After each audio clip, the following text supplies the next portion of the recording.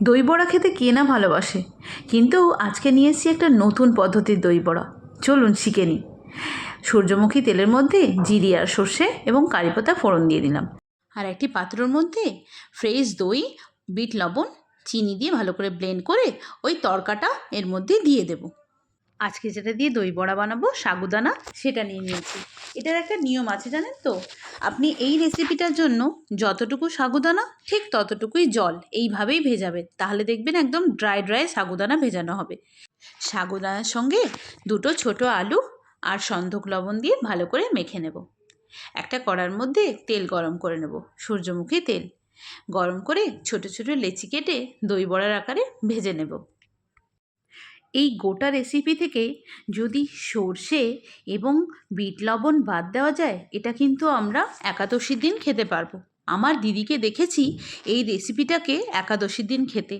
এবার বলুন তো, একাদশীর দিন এইরকম যদি একটা টক ঝাল মিষ্টি রেসিপি থাকে, কার না ভালো লাগে?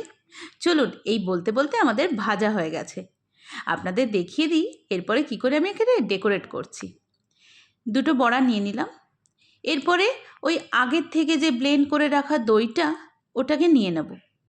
বড়াটাকে সম্পূর্ণ দইয়ের মধ্যে ডুবিয়ে দেব। একটা রান্নার প্রতিটা স্টেপ খুব গুরুত্বপূর্ণ।